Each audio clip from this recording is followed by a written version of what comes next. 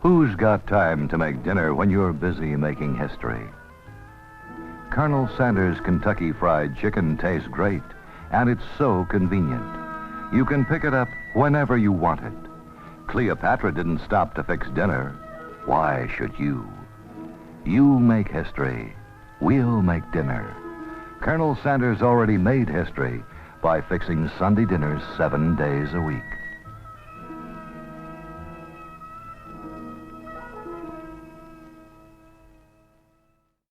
Speaking of breasts, did you know that Kentucky Fried Chicken and DC Comics teamed up back in 2015 to launch a comic series starring Colonel Sanders teaming up with members of the Justice League? That can't be right. Yeah, that is in fact right. There's a 3-issue comic series out there in this timeline where Colonel Sanders, the Flash, and my boy Hal Jordan beat up an evil multiverse Sanders, a Gorilla Grodd Sanders, and even fought Larfleeze, the Orange Lantern. All in the name of truth, justice, and of course to sell you fried chicken. Anyway, to understand these comics, we first must look back at their origin story. Issue number 1 was passed around for free at New York City's Comic-Con. Already, I'm kind of curious on how someone would obtain this comic. I mean, were they just like handing them out for free at the front door, or did you have to like go to a special booth to get them? Well, according to DC Comics' website, during the time of the event, guests could pick up these comics at the Javits Center, or they could pick it up at New York City's Union Square? Wait, really? So yeah, it seems like people were dressed up in Colonel Sanders t-shirts just handing out these comics for free at Union Square, regardless if you were a guest at the Comic-Con or not. Issues number 2 and 3 released in 2016 and 2017. Unfortunately, I couldn't find anything interesting about how they were handed out. By that I mean I was too lazy to do research, so don't judge me. The only thing interesting I found about issues number 2 and 3 was that they were handed out at the San Diego Comic-Con instead of New York. Now, unlike this Mark Hamill Jack-in-the-Box comic, which I did make a video about, I didn't get these comics for free. Unfortunately, I actually had to pay for these things, which, yeah, I'm kind of regretting all my life decisions right now. But that has nothing to do with these comics. Sorry, unrelated note. Anyway, I unfortunately, though, could not get the first issue at all because the price for the first issue was just way too ridiculous. But luckily for us, this comic was free digitally on Amazon. Anyway, back to the physical comics. These comics are your pretty typical standard size comics. These 2 issues are a clear homage to past DC comic covers. Issue number 2 is a homage to the classic cover of Justice League International number 24, which features Guy Gardner on it looking like he just got caught watching porn on the back computer. This cover was penciled by Kevin Maguire and inked by Joe Rubinstein. The 3rd issue is a reference to the legendary artist Neal Adams. This is based off Neal Adams' cover for Green Lantern number 76, except instead of arrow shattering Lantern's battery for whatever reason, Hal is shooting a beam at Sanders' bucket of chicken. Although I want to point out that he does not shatter the bucket. The bucket stays intact. Because of course it does. Now the cover themselves were all penciled by Tom Grummett, which I kind of felt like a dipshit for not knowing who this guy was and what his work was all about, because his art is actually pretty sick. I am a bit ashamed that I am now just discovering his artwork through a freaking KFC comic series. That's just yeah. Anyway, the rest of the team comprises of writer Tony Bedard. The pencils were done by Tom Derenick, who is also another fantastic artist, by the way. The inks were done by Trevor Scott, and lastly, the colorist behind this all was done by Hi-Fi. Okay, so now we know who to blame for this comic. I'm joking, of course. Let's finally see what KFC was frying up with this comic. As always, I love to talk about the art. I am an artist myself. The art throughout the series is actually pretty fantastic. Our penciler Tom Derenick is a really good artist. Just like the cover artist, I really regret discovering this guy's art through a KFC comic, rather than just, the good old-fashioned way. Tom's artwork throughout the book is pretty similar to what you would expect from most superhero comics. It's got that kind of Jim Lee look to it, which I love. Our heroes are very larger than life, they're very muscular, and even Colonel Sanders himself looks like he could arm wrestle Superman. He would lose though, because Sanders is a little bitch. Sanders is not as plumped or soft looking in comparison to how he looks in real life.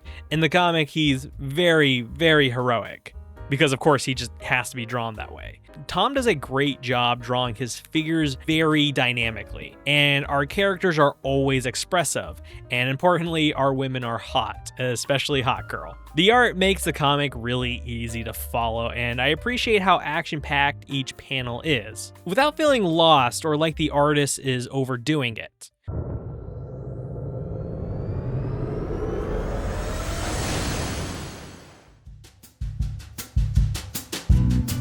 Okay, this comic kicks off introducing our dastardly heroes of the story, Captain Cold and Mirror Master.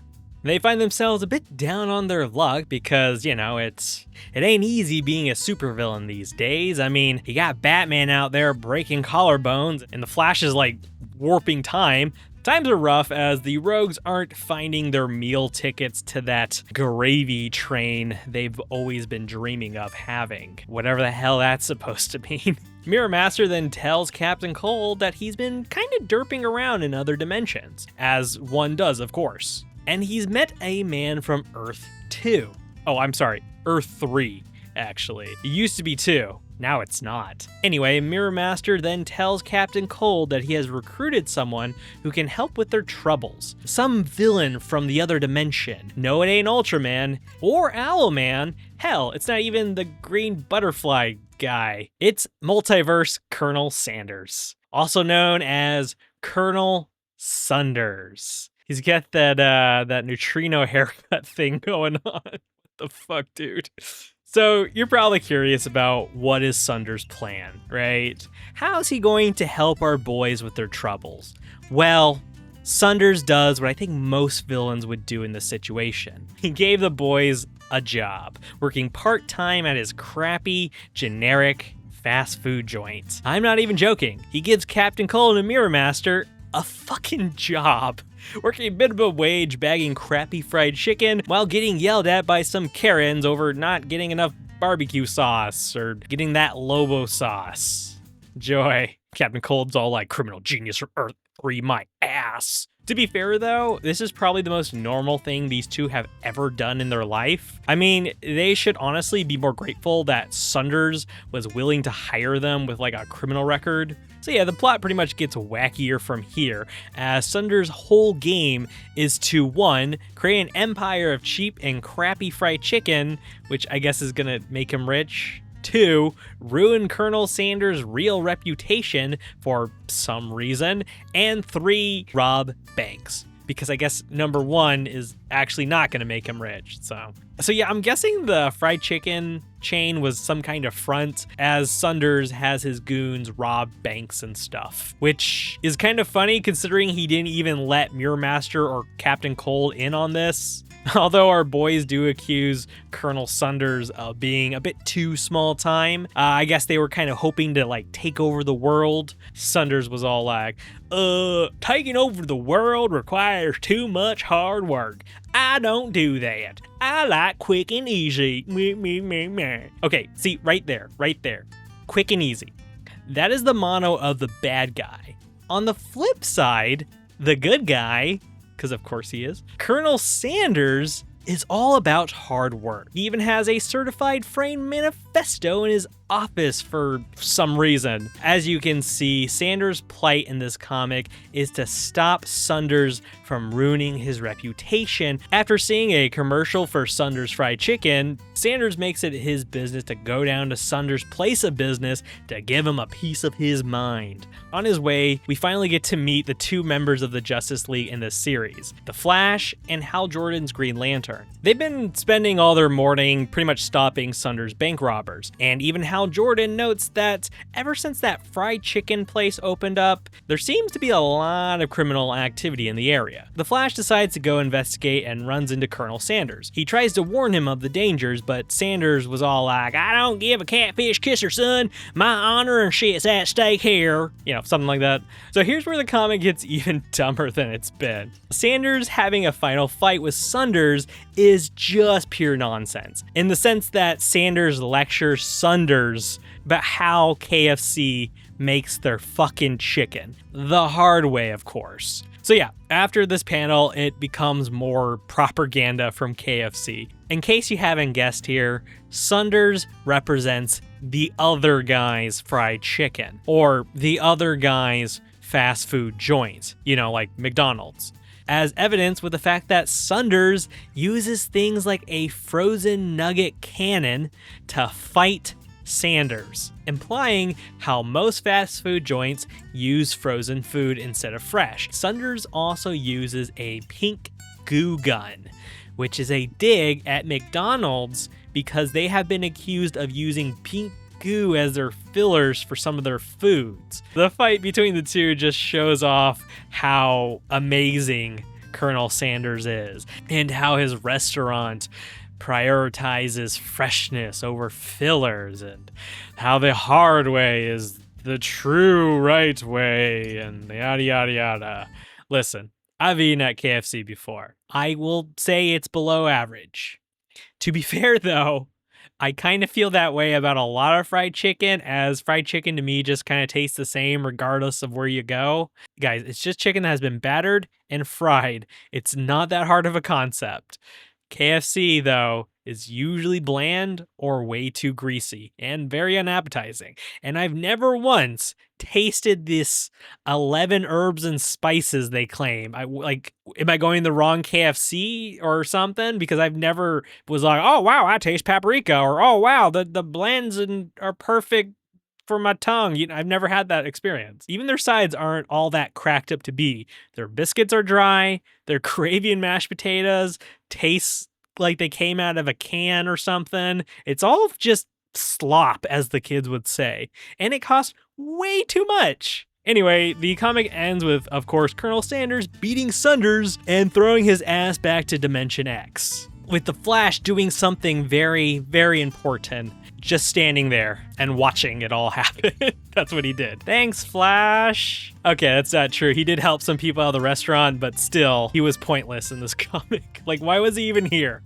All right, it's a DC comic, so by contract, he has to be there. But of course, he couldn't outstage the Colonel, which is actually a reoccurring theme throughout this entire series. In this series, no one outstages the Colonel. And it is very weird seeing characters like the Flash or Green Lantern kind of taking a back seat. So yeah, once Sunders is returned home, our boys Captain Cold and Mirror Master are treated to a nice meal by the Colonel at KFC. And our hero Mirror Master says the most epic line in the whole comic series. He says, after of course eating some tasty fried chicken and drowning it with whatever cold drink he's drinking, he says that there's no denying it, the hard way is the best way. Oh, Mirror Master, you're so hilarious. Then the Flash threatens our heroes that they're going back to prison, which I'm just a little bit confused on, because exactly what crime did these two commit here? Seriously, they kind of did nothing throughout the entire comic, except maybe work at a shitty fast food restaurant. I feel like that's punishment enough, honestly. I guess aiding and abetting a criminal, as Sunders did rob a bank and they did technically know about it. Plus, I'm also guessing there's some sort of law against illegally transporting someone into their dimension. I'm sure that's probably a crime. But yeah, the boys don't go to prison. Instead, they work off their debt to society by working at KFC. Yep, that is right. They went from one shitty fast food joint to another shitty fast food joint. But hey, now they're happy and stuff. And they can use their technology to make KFC even better than before.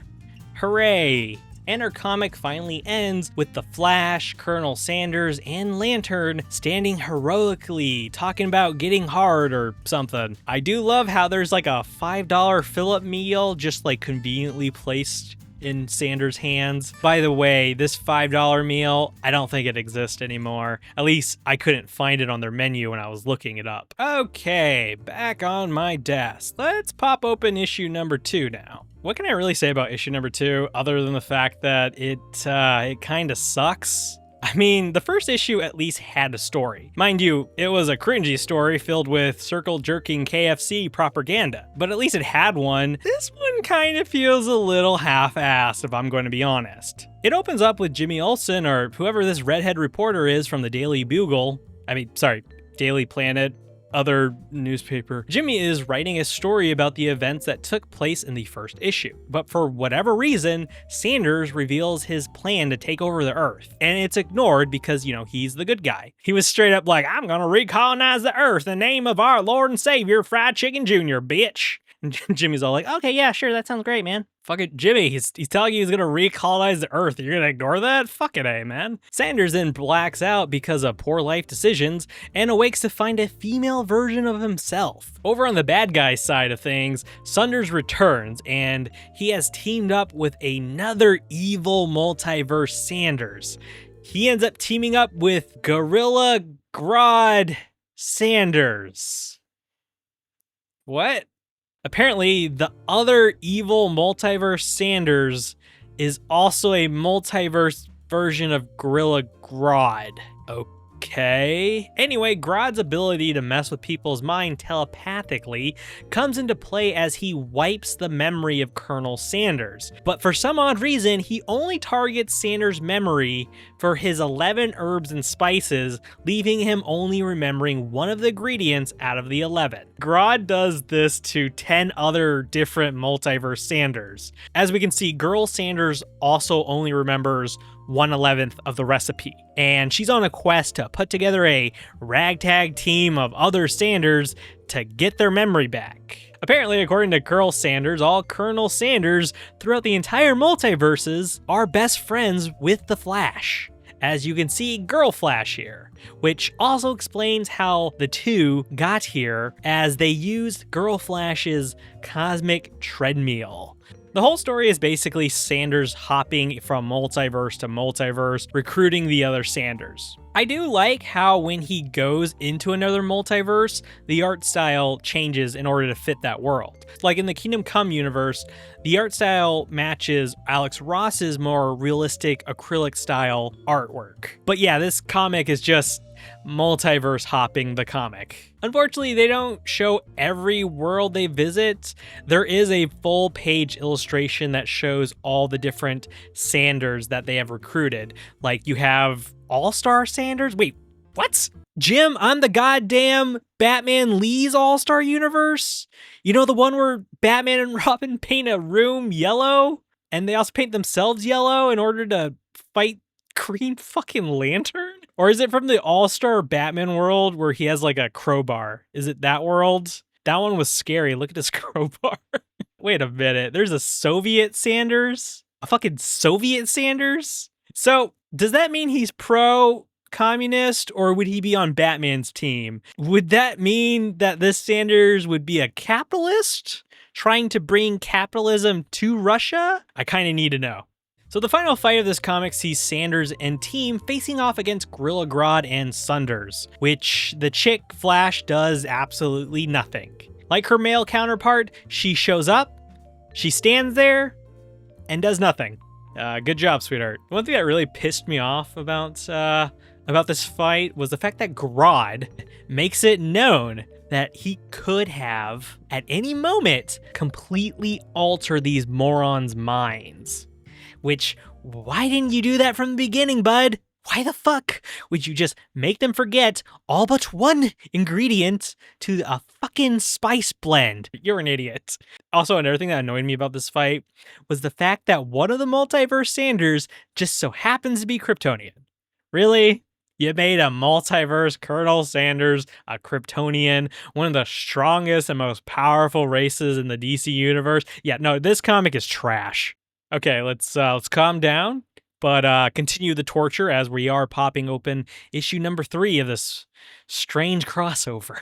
Now, I kind of actually like this one. The first one was corny, the second one was kind of dog shit. This one is dumb, yes, but I actually liked how dumb it was, if that makes any sense. This one was exactly what I expected when picking up these comics. It's loaded with bullshit product placement, has corporate propaganda, and the story is just so nonsensical that it's actually kind of good. And it also co-stars my favorite Green Lantern, Hal Jordan, so that's kind of a plus. The comic begins with Ferris Aerospace and the Colonel partnering up together to test out some space chicken buckets. Okay. Yeah, so they launched a bucket of chicken into space and it all went haywired and just crashed down to Earth. So Sanders, being the brave one, rushes into the flames to recover his chicken sandwich. Okay. Now this story revolves around the KFC chicken zingers, which is just a chicken sandwich.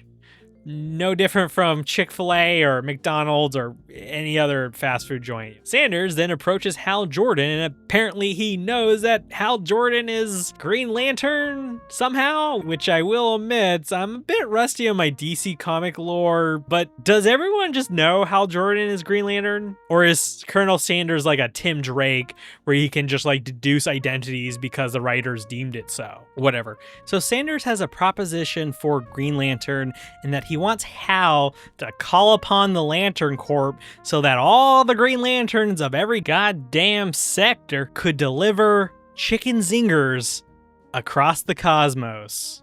I shit you not, this is a Green Lantern comic where instead of patrolling the galaxies as space cops, they are now assigned to be cosmic Uber Eats drivers. And just like relying on Uber drivers, the food goes missing. Someone, maybe the driver, is stealing all the chicken zingers. Oh, who could it be? Who could it be? It's the Orange Lantern Larfleeze. One thing I do actually like about this comic is that it's basically kind of like a cop investigation story, as we have Hal Jordan and Sanders going from planet to planet, trying to gather eyewitness statements and pretty much trying to find any details as to why or who could have stolen the chicken sandwiches. Again, though, you should blame the Uber driver.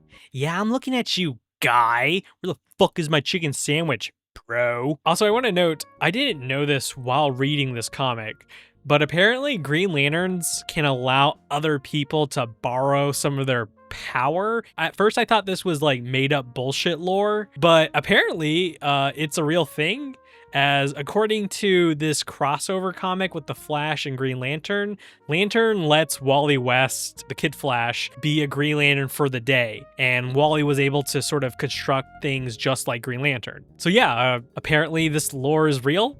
Green Lanterns can just allow other people to have their own Green Lantern ring. Sanders, of course, though, makes his ring into like a chicken bucket, and he masters the power just like immediately because, of course, Sanders is a Mary Sue or Larry Sue or whatever is the opposite gender of a Mary Sue. All this investigation finally leads our heroes to confirm that it was in fact Larfleeze behind all this chicken theft. And so they have a final showdown with Larfleeze, and Sanders uses the ring to summon giant chicken legs and forks and stuff to fight him, because that's all Sanders knows, I guess, because he lacks any kind of imagination outside of chicken. Now, for those who don't really know Lantern lore, the Orange Lantern represents greed, right? Where the Green Lantern represents willpower. Each color usually represents a different spectrum of emotions. So a person with an Orange Lantern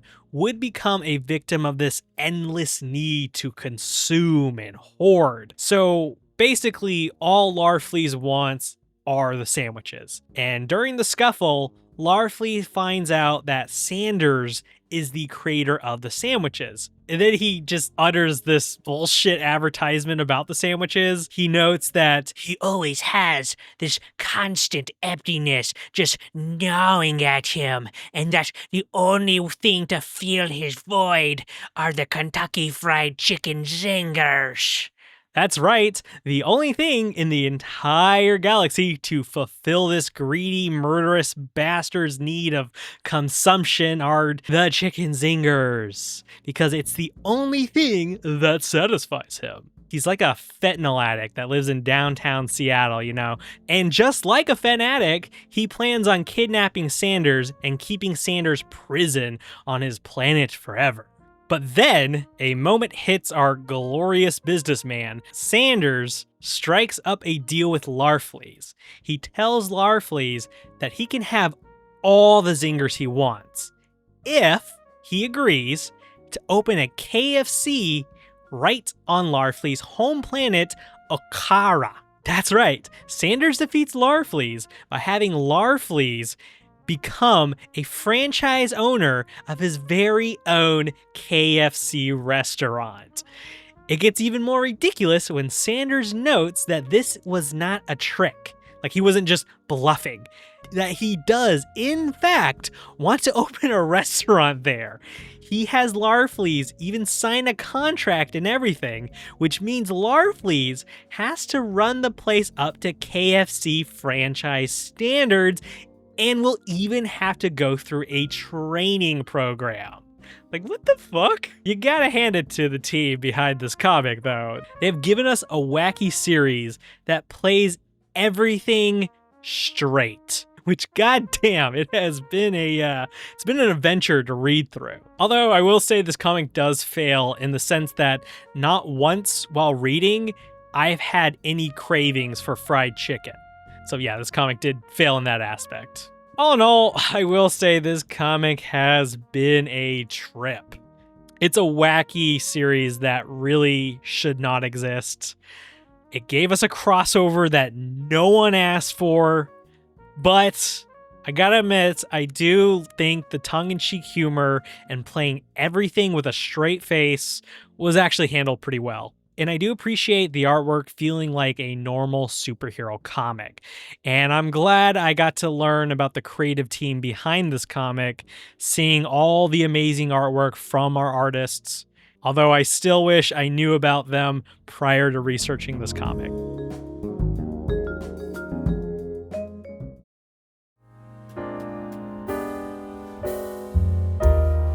I just want to point out, YouTube, that that is spit, slobber.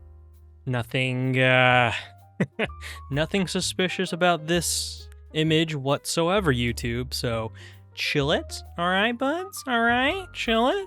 Anyway. Thanks as always for making it towards the end of the video. I hope you enjoyed this video as I had some fun putting it together. I do want to note though, usually I end my videos with like an art ramble about the illustration that you are seeing in front of you, but I decided not to do that with future videos. I'm actually going to start putting the illustrations that I made for episodes of Loon Junk. I'm gonna put those illustrations in my art and ramble videos that I like to make at the end of each year. Due to a sort of change in my project load, I decided that it would be smarter to switch it up rather than end each episode with an art ramble. But I still will end each episode with a photo shoot, and you'll be able to see a lovely illustration per video still. With that in mind, yeah, I hope you enjoy this video. If you want to see other videos, remember to check out my channel. I have done comic reviews on that Jack in the Box comic I mentioned, as well as a comic review for Super Mario Adventures, which is a series that was published back in Nintendo Powers. Also, if you're new to this channel, I do video game reviews as well, retrospectives and whatnot. So yeah. Also, if you haven't seen my comic announcement, I'm also the creator of a comic series called Grace Can't Win, a sort of slice of life comic about a jiggly 27-year-old that goes on a lot of misadventures. If you're interested in a comic that I have made, check out the link below. If you're interested in my artwork, check out the link below as well. All in all, again, thank you for watching. Have a good day.